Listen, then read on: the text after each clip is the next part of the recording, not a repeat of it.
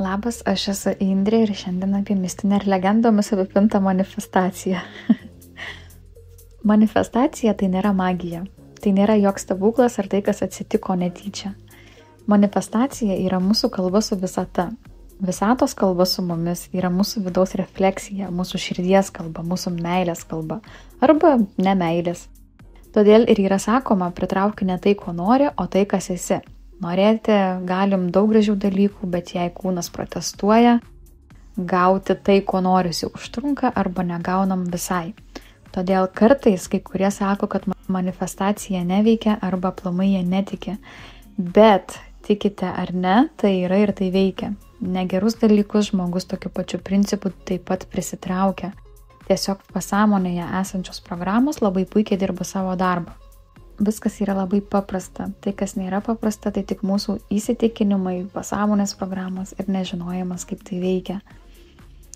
Manifestacijos technikų yra įvairių ir jų tikrai labai daug. Netaip ir svarbu, koks įrankis naudojamas, svarbiausia yra visai kiti dalykai.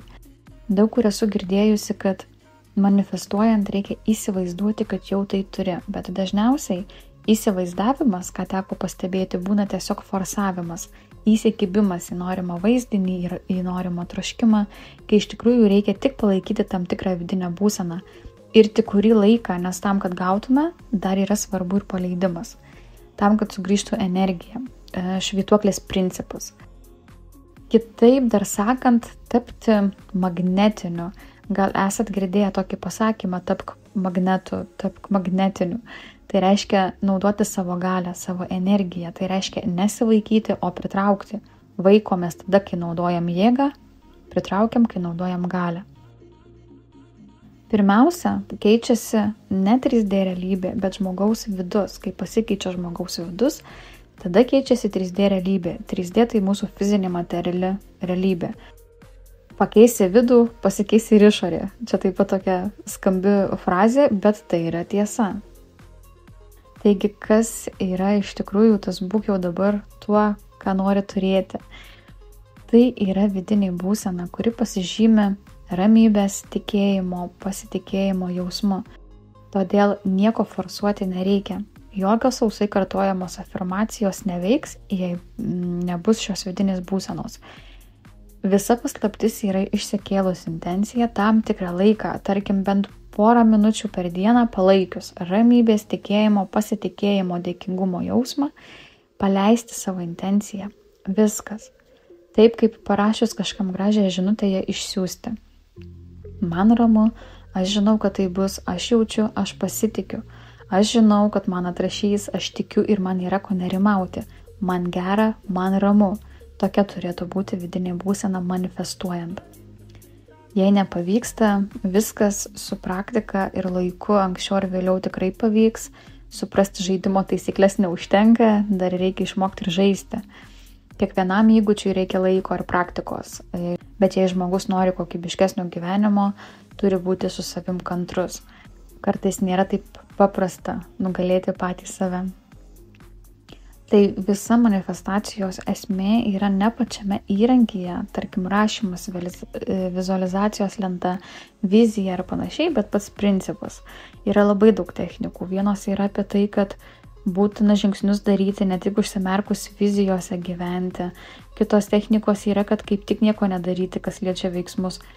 Techniką galima pasirinkti visiškai pagal save ir net ne vieną. Pagrindinis raktas yra jausmas, vidinė būsena.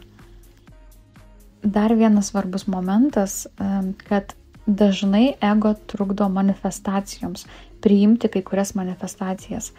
Kai gaunam dalykus, kurių norim, bet ne tuo būdu, ne tuo keliu, ne tuo įsivaizdavimu, koks buvo suprojektuotas protu. Įsijungia ego, kad šitaip man netinka, aš taip nenoriu. Toks visiškai paprastas pavyzdys, tarkim, žmogui reikia nuvykti į kitą miestą. Žmogus pats nevairuoja, išsiunčia savo intenciją ir už gan trumpo laiko paskambina jam kitas žmogus, su kuriuo jau kuris laikas, tarkim, ganėtinai įtemptas bendravimas. Ir tas kitas žmogus pasisiūlo pats, kad gali jį nuvežti į tą kitą miestą. Pirmajam įsijungia ego, įvyksta vidinis konfliktas, kad ne, man taip netinka, jau su tavim tai aš tikrai nevažiuosiu, arba supranta, kad pats gali paprašyti, kad jį nuvežtų, bet taip nepadaro, nors žino, kad jam būtinai reikia nuvykti į tą kitą miestą ir kad tai puikia proga.